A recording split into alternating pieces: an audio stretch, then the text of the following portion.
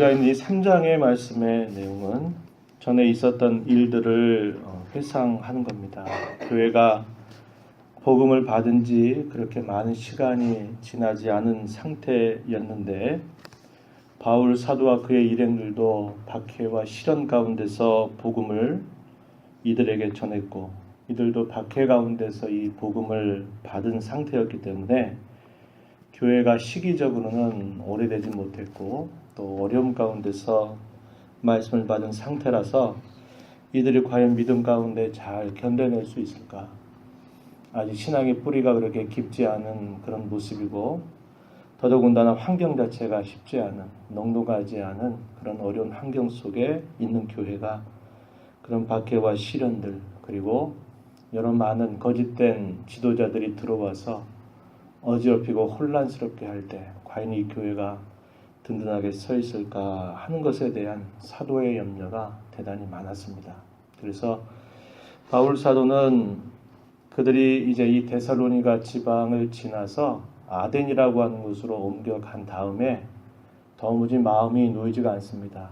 하나님께 간절하게 기도하고 있지만은 마음이 놓이지 않게 되자 바울 사도가 결단을 내립니다. 어떤 결단을 내리냐면 그의 곁에 있었던 디모데를 이 아덴에 있으면서 데살로니가로 보낸 겁니다.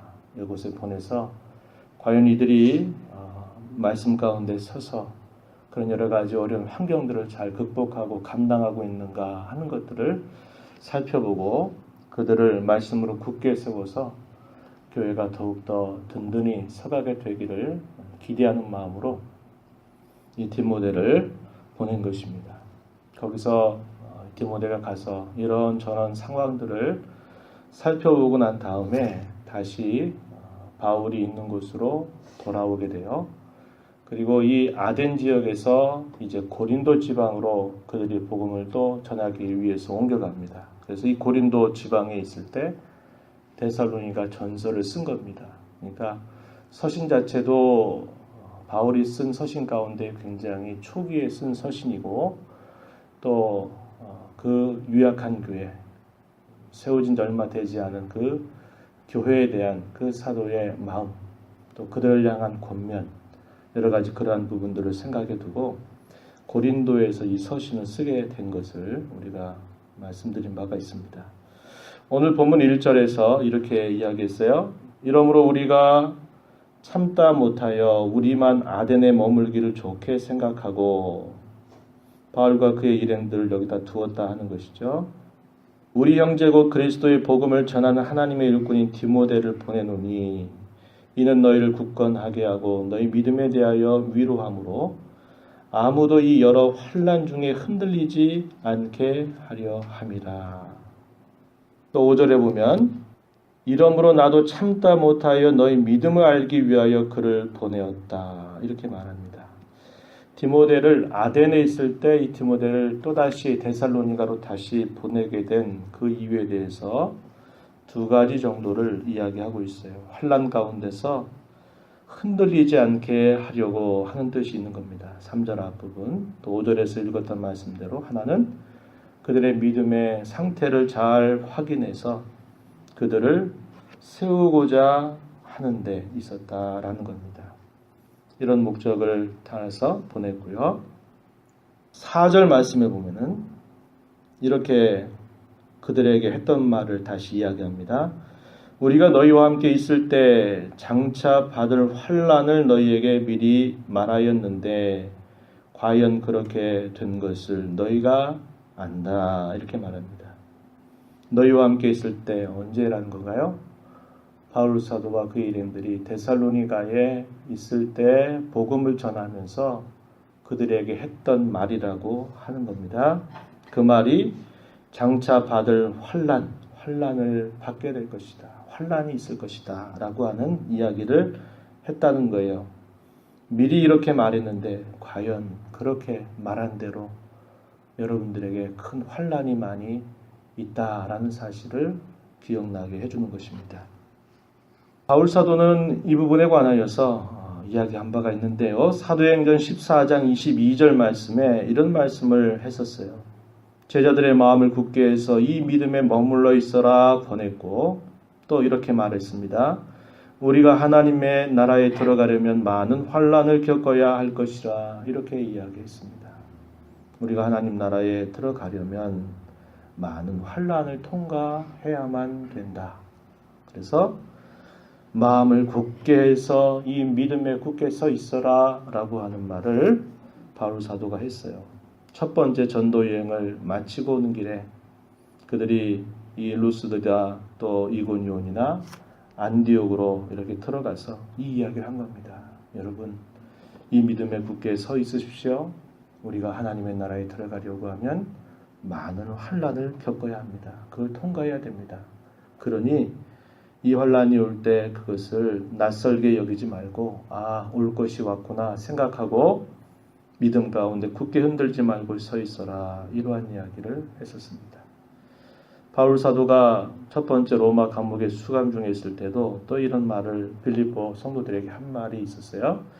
빌립보서 1장 29절을 말씀해 보면은 그리스도를 위하여 너희에게 은혜를 주신 것은 다만 그를 믿을 뿐 아니라 또한 그를 위하여 고난도 받게 하려 하심이다. 하나님께서 은혜를 주신 것은 믿는 것뿐만 아니라 그리스도를 위해서 그리스도 때문에 고난도 받게 하려 합니다. 그래서 우리의 신앙은 고난과 함께 성숙하고 자라가게 된다라는 것을 이미 이야기한 바도 있었던 것입니다. 그래서 그런 환난이 있을 것이다 예고했었는데 그렇게 예고한 대로 많은 환난이 있었다라는 것을 그들에게 이야기해 주는 거예요. 자, 데살로니가 교회로 파송을 받아서 다녀왔던 디모데가 다녀오고 난 다음에 그들에게 보고한 것입니다. 보고하는 그 내용이 6절 가서 보면 이렇게 말하죠. 지금은 디모데가 너희에게로부터 와서 너희 믿음과 사랑의 깊은 소식을 우리에게 전하고 또 너희가 항상 우리를 잘 생각하여 우리가 너희를 간절히 보고자 함과 같이 너희도 우리를 간절히 보고자 한다. 이렇게 보고를 받았다는 겁니다. 믿음과 사랑의 깊은 소식을 들었다.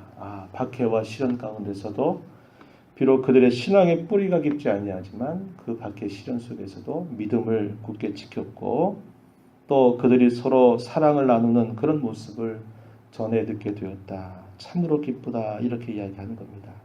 그리고 사도와 그의 일행들이 이곳 교회의 성도들을 또다시 보고 싶어하는 간절한 마음처럼 데살로니가 성도들도 바울 사도와 그의 일행들을 또다시 만나고 싶은 간절한 마음이 있다고 하는 것을 들었다. 이렇게 이야기하는 거예요. 박해 가운데서 하나님의 복음을 들었고 또 박해 가운데서 하나님의 복음을 생명을 걸고 전했습니다. 그래서 이들과 맺어진 관계가 많은 삶을 함께 공유할 수 없었어요. 하지만 이들의 관계는 생명의 말씀으로 묶여있는 관계입니다. 그래서 말씀을 전하는 자나 그 말씀을 받는 사람이 마치 하나의 생명처럼 묶여 있어서 그 관계로 아주 끈끈하게 묶어져 있는 그들의 모습을 우리가 볼 수 있는 것입니다.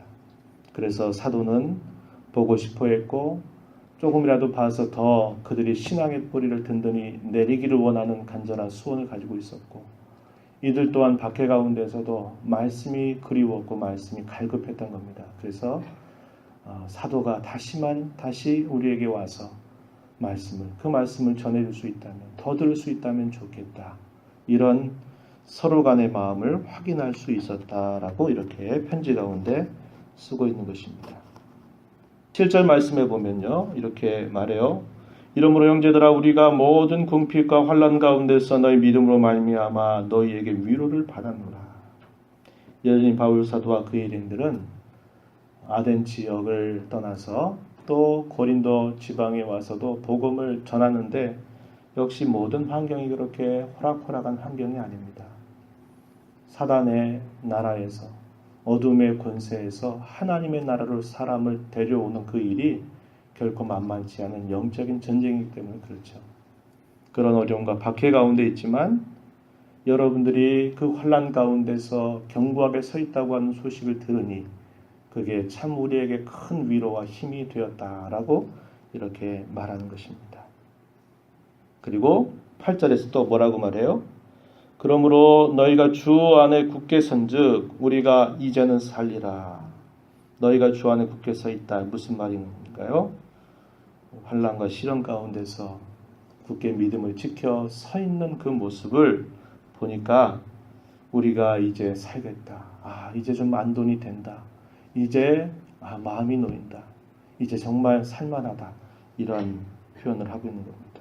그래서 조금 전에 그런 말씀을 드렸지만 이 바울 사도와 이 성도 사이에 하나님의 말씀 관계로 묶여 있는데 그 관계가 마치 생명 관계처럼 묶여 있어서 그들이 어려움을 당하면 마치 사도 자신이 어려움을 당하는 것 같고 그들이 잘 되면 자기 모든 게 잘 되는 것처럼 이렇게 기뻐하는 그러한 모습을 우리가 볼 수 있는 겁니다. 교회 안에서 맺어지는 성도의 관계는 이처럼 말씀으로 함께 묶여져 있어야 됩니다. 이것이 아니고 사람이 그냥 인간적인 관계나 여러 정으로 묶여 있다 보면 괜히 이런저런 일로 인해서 사람이 괜히 상처받고 상처 주고 하는 일들이 끊임없이 생겨나요. 그래서 교회가 교회답게 건강하게 자라가려면 말씀에 집중해야 되고 그 말씀을 매개로 해서 만나야 됩니다.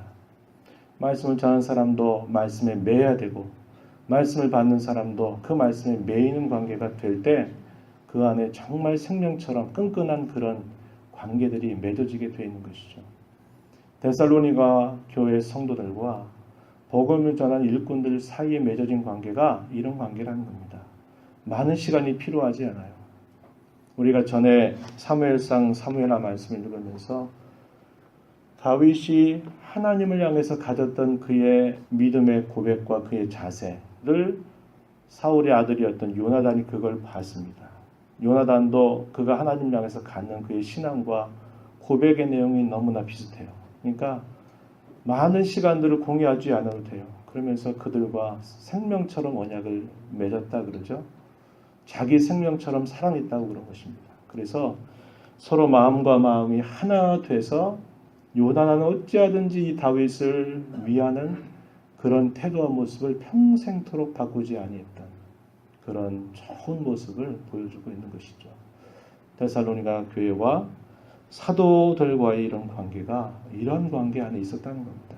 그러니 그 교회가 우리가 잘 살핀 대로 믿음의 역사가 있고 사랑의 수고가 있고 소망의 인내가 넘치는 것으로 모든 믿는 자의 본이 되는 그런 교회의 모습을 잘 보여주었다라고 이렇게 바울 사도가 이들을 향해서 칭찬하고 있는 모습을 우리가 볼 수 있습니다.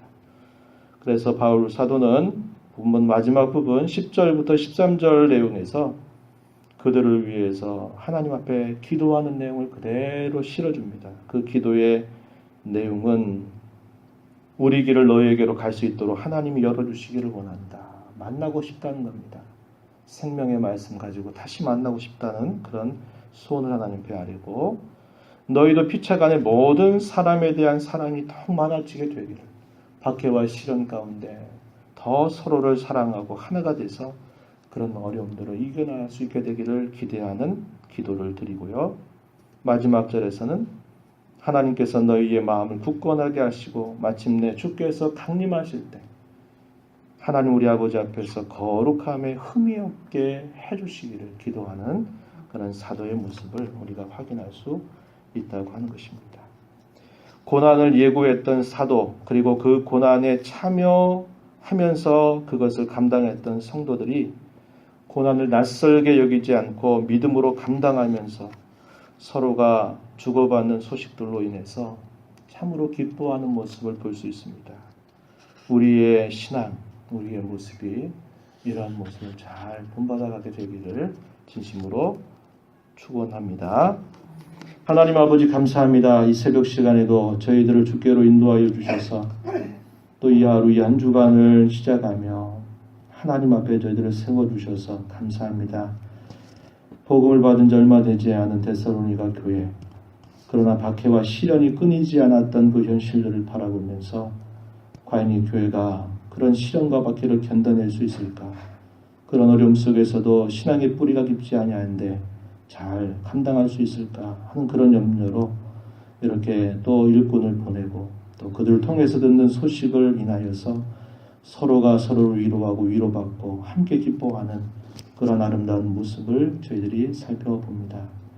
하나님 아버지, 주의 피로 값주고 사신 주님의 교회와 성도가 이러한 하나님의 생명의 말씀을 매개로 그러한 성도의 진정한 교제를 함께 나누고 배워가는 복된 교회가 되게 하셔서 하나님께 영광 돌리고 또 믿는 자의 본이 되는 그런 교회와 저희들의 삶이 되도록 주장하시고 인도하여 주시옵소서. 이 한 주간 동안도 하나님께서 은혜를 베풀어 주셔서 더욱 하나님과 동행하는 복된 삶을 살아가도록 주장하여 주옵소서. 귀하신 예수님의 이름으로 기도드리옵나이다. 아멘.